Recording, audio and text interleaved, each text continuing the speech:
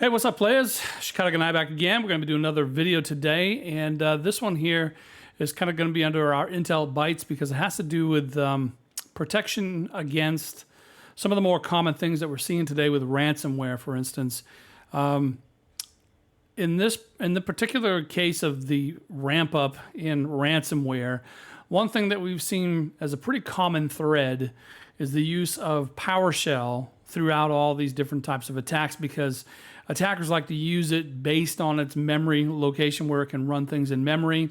It can download different scripts that will actually run the executable in memory. So a lot of cool bypasses, I guess you could say, because of PowerShell. Now I'm going to do other videos related to things like certutil and some other live off the land binaries is what they call them. But today we're going to focus on something called, for PowerShell, and something called MS Build Shell. And this is a pretty interesting one. It's been around for a little while, but it's seeing some prominence again due to the fact that some companies in the ramp up to protect against ransomware may be implementing policies where they're using something like AppLocker or what have you to block PowerShell from running, for standard users mostly, and sometimes for, different administrators and such. So I've got a Server 2012 R2 server manager here.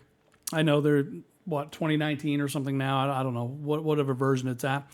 I'm comfortable with this one because I used to teach for Microsoft for a while, and this is the one I had used all the time. I didn't want to take the time to learn a new version of server, so I'm just going to go with this old version one here. Either way, still relates because it's still PowerShell. Now, the newer PowerShell 5 and such, and 7, I think, is the newest one. Those will be with your Windows 10. So we may attempt to do this again sometime with Windows 10. But I just want to kind of show you some of the basics of what I'm getting at. So in this particular case, this is a brand new install of server. And if I were to go to the location for PowerShell.exe, it is going to be under C Windows. It's going to be under System 32. And it's going to be under Windows PowerShell. Okay. Now, I believe it's the same for Windows 10. I'm not sure, but I'm pretty sure. But here we can see right there, PowerShell application, double click it, bing, there's PowerShell. Okay. And we can run it and, do a DIR and everything works good. Right. Yep. Okay, cool. So we can see PowerShell running as intended. Okay.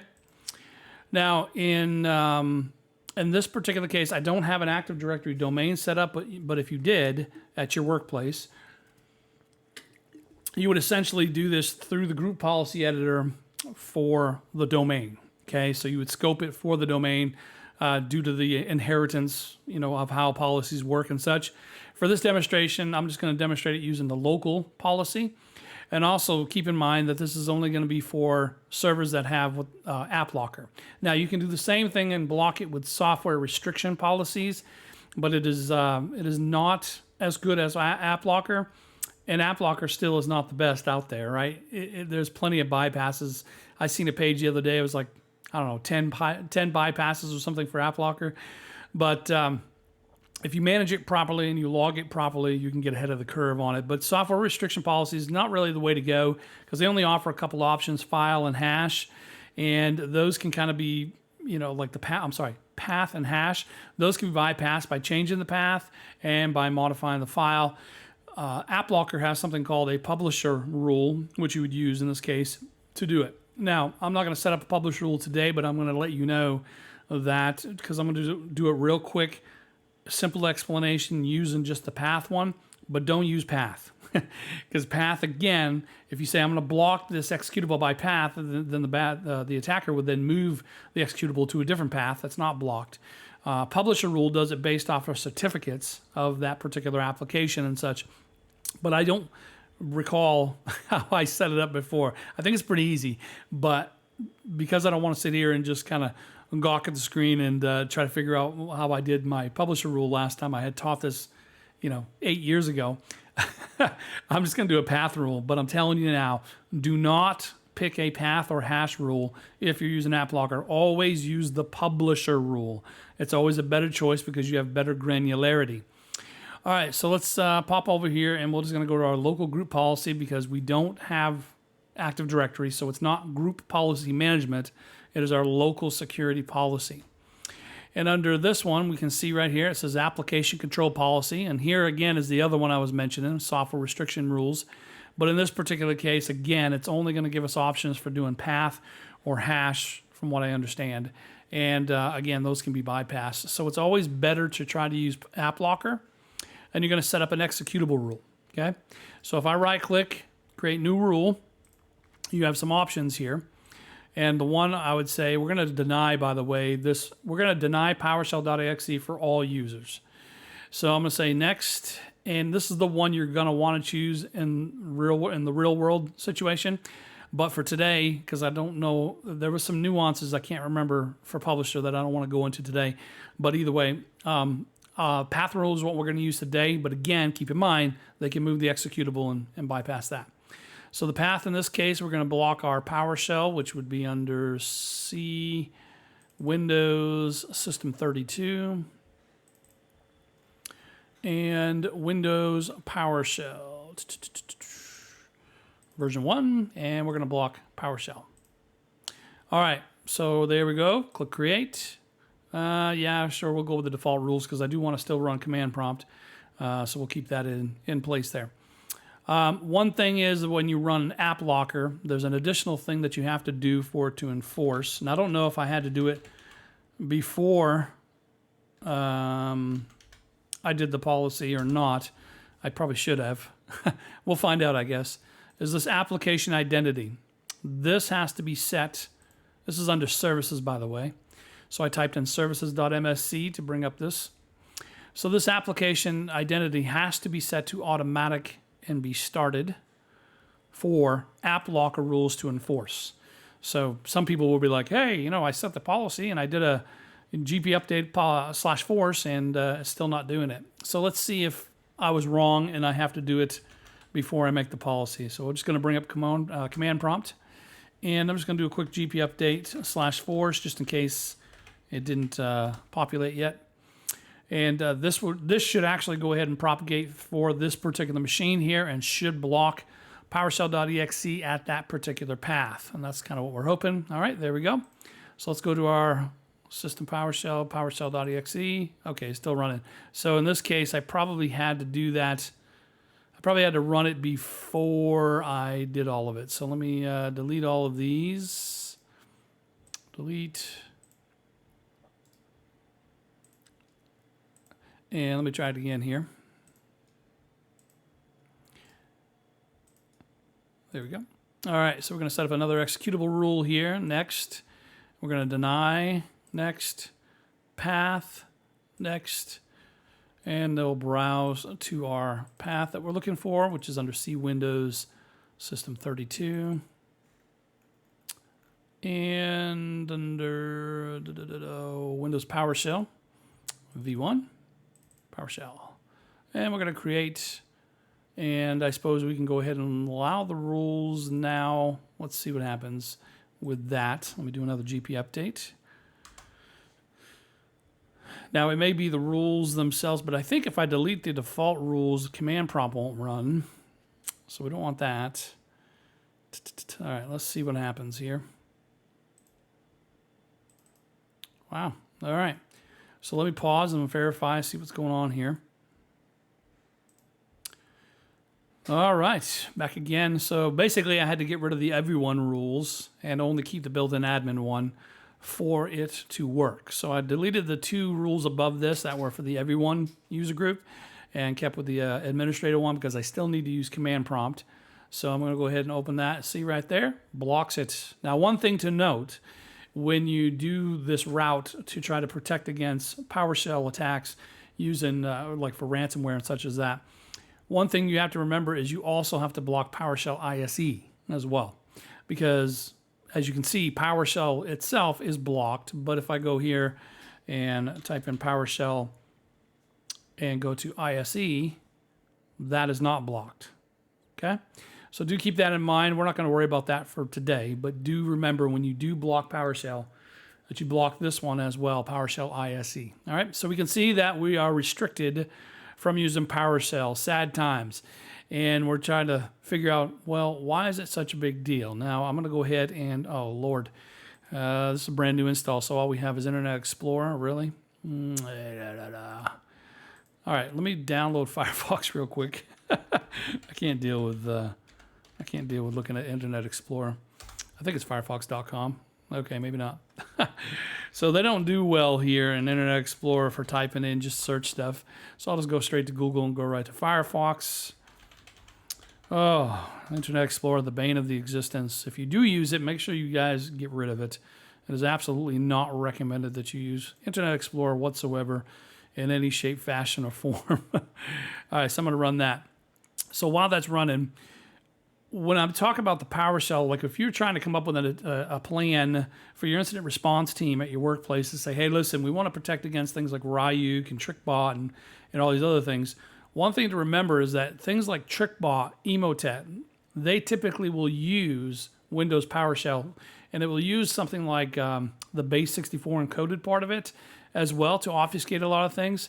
So if we go to MITRE ATT&CK, which I highly recommend that you guys get real familiar with. I have two videos on MITRE ATT&CK, and it is pretty much your de facto, it should be your de facto go-to for all things APT, Advanced Persistent Threat.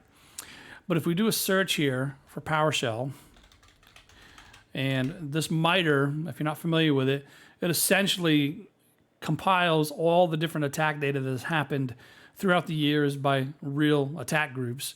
So things like, your Stuxnet of the world, your Emotets, your TrickBots, all that kind of good stuff. And it whips it together into this particular framework here that breaks it up into tactics and techniques and things like that. That way we can actually see how is PowerShell being used to actually go ahead and use in these particular attacks. And for some odd reason, this is taking like forever. All right, so I'll just grab this one here. We'll grab this one here. So this would fall under this T1059.001, the command and scripted interpreter PowerShell. So let's see how this thing is typically used. So it says here, APT19 use PowerShell commands to execute payloads. Here's another one. They've used encoded PowerShell scripts uploaded to whatever this cozy car is to download and install another one, CDuke. There's another one like Emotet, for instance, would use base 64 PowerShell commands, and it would actually use a start bits transfer or a net web client PowerShell command to download scripts or to download the TrickBot executable. And a lot of times, because it's running in memory, it may be hard for some of the antiviruses to detect. Now, I will say that companies like CrowdStrike and such, they do a pretty good job of catching this sort of thing, especially if you enable it, because there is a specific one about monitoring for PowerShell. But you can see here that PowerShell is used by a ton of people here. Download files from the C2 server. And again, the reason why is because it is a known and trusted binary in Windows. But if you look, I mean, it's insane. Look at all that. I mean, it's used in a ton of different attacks from different APTs. So this is the reasoning why in your plan for protecting against ransomware, you want to block PowerShell. Now, some people will say, well, I got some logon scripts that will run on these client computers and I can't really do that. Well, you'll have to kind of choose then, convenience or security, right? In this case here, is there other ways you can do logon type of activities not using PowerShell? Now, again, it is what they call live off the land binary. And the reason in that attackers will use tools built into something like Windows or Linux is because they don't have to download another tool and try to evade detection of downloading that tool by its signature. If they try to download Netcat from somewhere, the signature alone would be picked up probably by CrowdStrike. So therefore, if they don't have to download additional tools through their C2 connection, it benefits them. So using the actual tools inside of Windows themselves is the actual way they like to do things. CertUtil is a very common one. PowerShell is another one. So in this case, this is the reason why we want to block PowerShell. So let's go back here and we can see, okay, right there. There we go. So right here, we can see that we are being blocked when I run from here. PowerShell, bing, right there. So this is the thing that's interesting. So if we go over here and let's go to Google here and we'll type in MS build shell. This is an interesting little deal here. I think it was back in 2016. Yes, 2016. So this cat right here, it was a pretty novel idea at the time. As they said, all right, well, if we use MS Build Shell instead, there's a tool inside of Windows called msbuild.exe, and it's for the execution or creation of binaries via these CS projects ML type of files. So you make the files and you basically tell how you want the binary built, and the built-in tool on everybody's Windows machine is msbuild.exe to do that. So it would be msbuild.exe, blah, blah, blah, file.csproj, or whatever the other extensions are for it. In this case here, this is using csproj, and it would basically build a binary right directly from there. So here's the thing. We are blocking PowerShell, PowerShell.exe. We are not blocking msbuild.exe because a lot of companies may not even know it exists, or may not know it's being used for these nefarious purposes. And I'm here to enlighten you to this. Especially if you're a system admin or if you're a guy in the security team, this is one you need to block if you don't have any use for it. Now, again, you'll have to make a decision. If there is people that are using this to build binaries for your company, sure, you may want to think of a different tool to do something to that effect other than this one, because this one is used prominently to bypass AppLocker and other things. So basically, the idea behind this is we're going to build our own PowerShell. So essentially, I want to run PowerShell because I want to do a start bits transfer command, and I want to download a exploitation framework written in PowerShell called Red Rabbit from awesome Secure the Logs website. Plug. And from there, I want to run it and do all kinds of nefarious things, but I can't because I'm blocked by using PowerShell. So in this particular case here, this essentially builds its own PowerShell. So I'm going to go to the file, and we're going to go to the raw, and I'm going to go ahead and copy this, and we'll save it, and we'll just put it under all files so it keeps the extension, and I will put it under downloads. We'll put it under downloads. That's fine. All right, let's go over here, and if you look at this, it says here, save this file and execute this particular command. So we need to navigate to this directory right here, because that's where MSBuild is. It's part of the .NET framework. So let's go ahead and pop on over here, and this is why I wanted command prompt to run. So we're going to say cd, and we're going to go over to there. All right. And now in this one here, we have msbuild.exe, and I also have my csproj file over in downloads, which is right there. So let me copy that location. So I'm going to say here, because this, if you do a dir, you'll see there is a file called msbuild.exe right there. Okay? So that's the one we want. That's our huckleberry right there. All right, so let's go ahead, and we're assuming this is not blocked. Okay, this is the premise behind it. So we're going to say msbuild.exe, and we're going to put in the path to where my file is, and it is called msbuildshell.csproj, like that. Okay, hit enter. Bing! You're probably thinking, what? Wait a minute. PowerShell's blocked. You would think so. It kind of looks like it, except it's not PowerShell. It's a different build, right? It's a different executable, different binary that is not being blocked by AppLocker, because this one here is just being created. Now, I can use a start bits transfer one to be able to do it. And so let's do that real quick here, because there is a site that I like called Red Rabbit. It's a pretty cool framework, and it's by Secure the Logs. That person has a great site for this sort of thing. And all it is essentially a PowerShell script running built-in PowerShell commands. So nothing real malicious. It's not downloading any necessarily inside the script itself. It's not like a Trojan. It's not a malicious file. But it does do things like connect to things outside and download an obfuscated version of Netcat, things like that. So pretty crazy stuff. So Red Rabbit PS1, that's our hookup right there. Let's get the raw Awesome. So this is the raw location here for, oops, let's try it again. There we go. And this is our PowerShell that we want to grab. So we're going to do a start bits transfer. In this particular case, if you're not familiar with it, we'll do a start bits transfer, because I always prefer that you guys understand why we use certain things. In some cases, you may be restricted at your workplace to download things using some command prompt stuff. And some people may try to use Reg SVR32 to download files. Recently, with the CSA attack, they actually use certutil, TACF, TACS, TAC URL cache. When I say TAC, I mean dash. And the URL cache switch is what allows them to download a file. And that's what they did. They downloaded the agent onto the machines via certutil using that, which was a pretty interesting way to do it.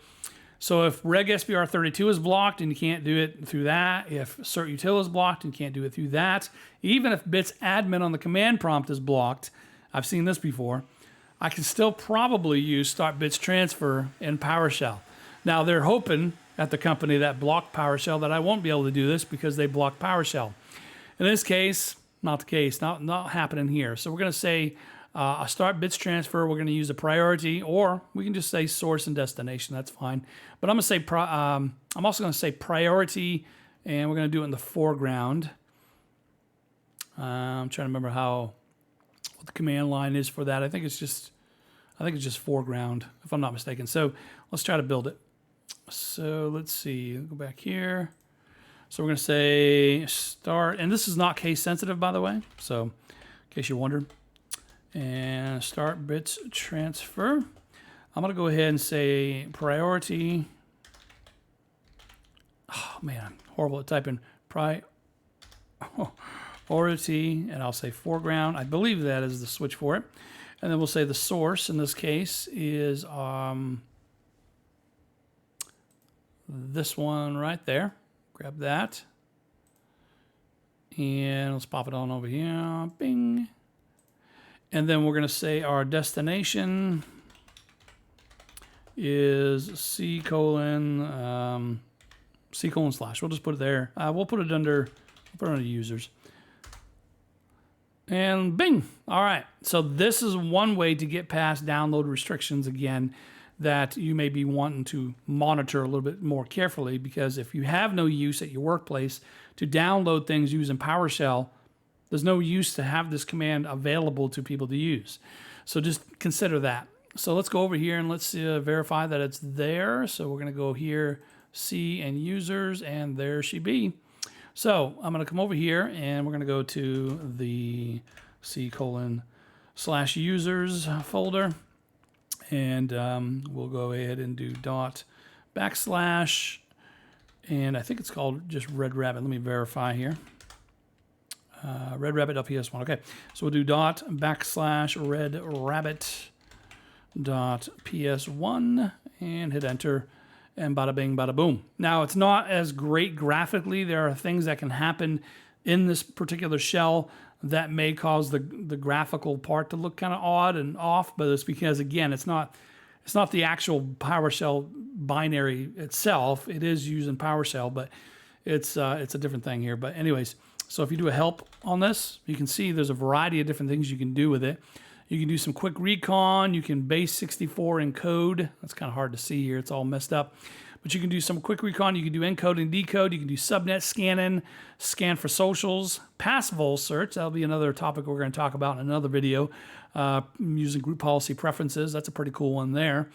But yeah, you can see pretty much we can do whatever. So if we did a quick recon, hit on that, and let it run and do its thing. So now it's going ahead and doing a quick recon on the particular machine, and yep, getting some local admin information.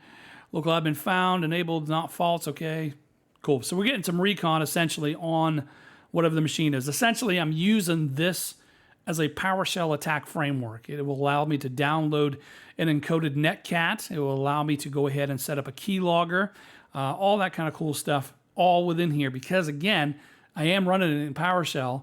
It's just not the PowerShell.exe binary. Pretty tricksy little hobbitses, I would say. And this is a really interesting thing here that you need to be aware of if you are intent on blocking PowerShell attacks, which you should be intent on blocking PowerShell attacks 100%.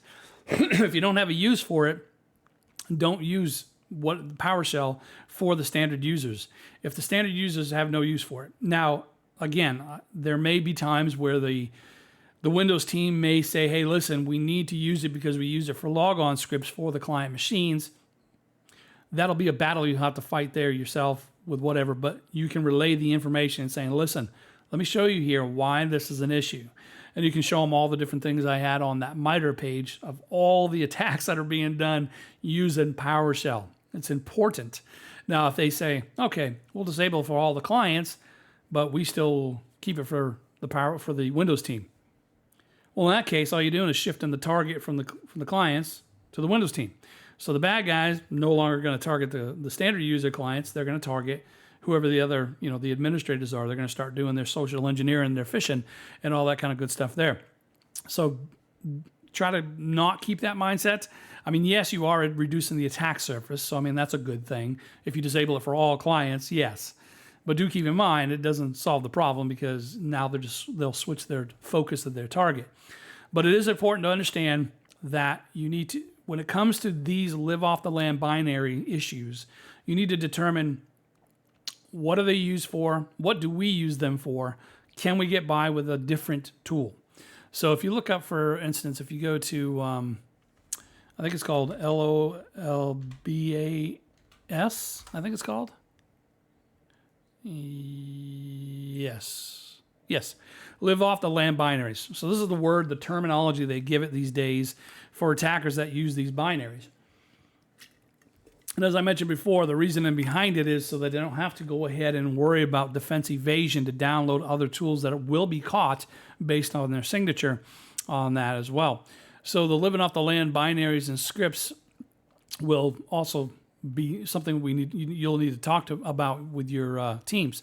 But if you look through this, you're thinking, well, crap, Ray, I can't block all of these tools. These are all used by Windows, and here's an activation thing, whatever. What's the deal? Well, the thing I would say is you have to kind of look first at historical context. So let's take, for example, the recent year.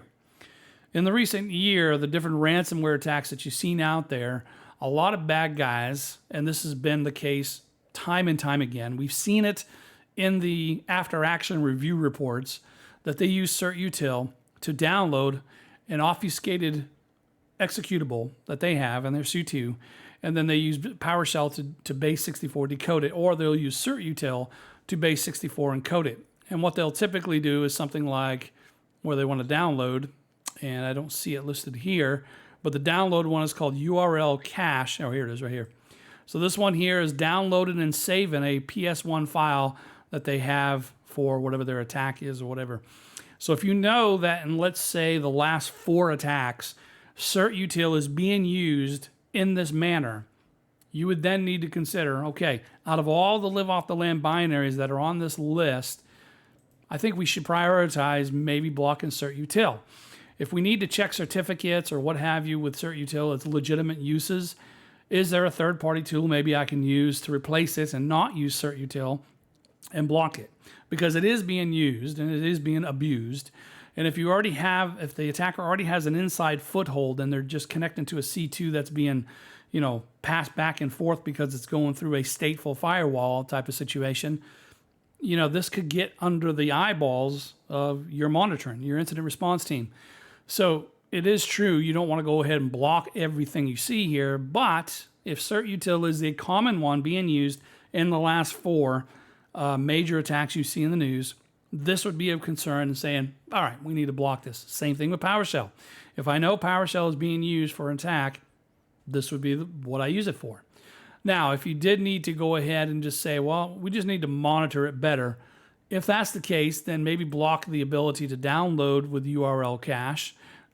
And then from there, monitor encode and decode. If you can't legitimately say in your brain, yes, my company has we use the encode and decode functionality of CertUtil. If you can say that you do, then that's where you would have to make a decision. But again, think in your brain, do we even use encode or decode for anything at my workplace? If not, these would be the ones that you're watching for. And again, same thing with that. Now with the MS build shell, seeing as how I just showed you this, that to me would be a priority, because I can't honestly think of too many use cases where you absolutely have to use this binary compiler as opposed to something else. And this particular one bypasses things that you put in place like app locker and such, to the point that it actually affects more than one security control you put in place. So if this one single msbuild.exe can bypass multiple controls you've put in place, that also would be something you say, we need to block it. So let's have an internal discussion, determine, do we use msbuild.exe for anything?